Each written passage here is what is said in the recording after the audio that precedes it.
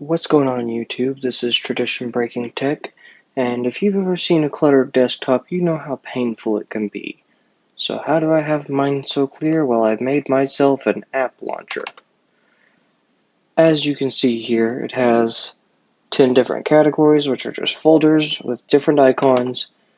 Then I can just take any game, put it in the games folder, a shortcut. Okay, how does it work? Well, when I click on it, it's running a .bat file. I can show you how to do all of this today, but first you must see it in action. The .bat file runs, it closes the file manager by hitting the X, and it launches the game. Now, I can make it quit the game, and there we have it. So what this is doing behind the scenes. Well, if I open the launcher again, this time I go back and I go to my launcher stuff folder. This is where I made all the magic happen behind the scenes. So, we have the folder of things that you want to make shortcuts to. It can be websites that you need a link of, or in this case, these are all other shortcuts that open other apps, right? So for that, what you need to do is you need to have a permanent file path that will not change, and you need to copy its path, like so. Now I go to my bat format text, and at echo off is just telling it, we don't want this to pop up in the console. We don't want any log stuff.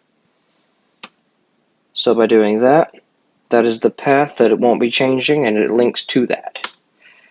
And then I've also got something that is a little bit less traditional, as the name of my channel should hopefully suggest to you. Should be in folders, maybe? Hang on, actually I think it was in other. Aha, okay. So, launch.exe is actually something that came from something called TinyTask. Launch.exe is just a recording of it going up there and clicking where that X should be. So that being said, if you want TinyTask, it's literally just tinytask.net to go download. Let me find it in my launcher here, actually. Just to give you a brief view of what that looks like. I believe it was in... Yeah, I'm still adjusting. I just made this thing.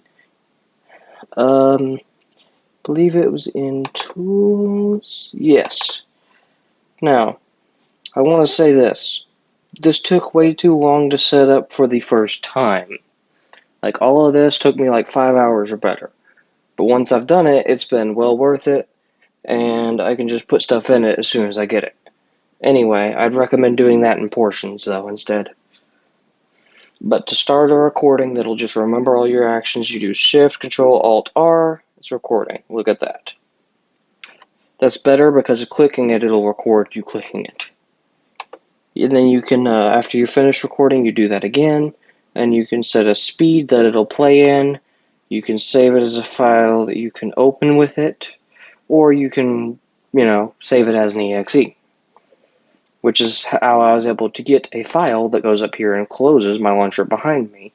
And that is the first thing I made. I copied the path of it, which was the closed thing.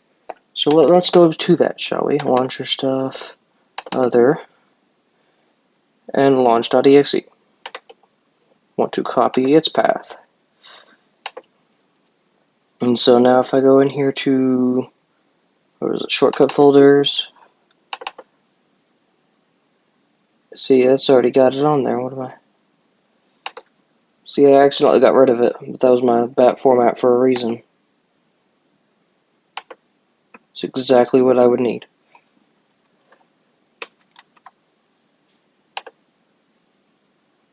So that should preferably go first so that it closes it and doesn't have a chance of closing the other. And so then if I was to save this, that's going to overwrite that. I'll fix it in a minute. Anyways, you turn the text part of this to a .bat. If you couldn't see to do that, then you need to go View, Show, and then File Name Extensions. That's why mine's on.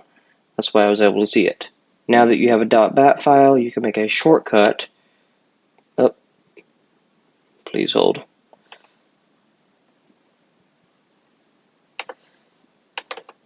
Now then, you can make a shortcut, which when you go to Properties, you paste the file path of the .bat folder or file that you made. Now the reason we're making a shortcut to it instead of just using it is this makes icons easier, and in case you hadn't noticed, it's opening up a little code thing. Well, this can open it minimized, and that's what we need to do. Changing icons requires an ICO. I'd recommend just searching up PNG to ICO, and you'll find a converter to convert your image to an ICO file. You can use your icon. And that should be all you need to know about this.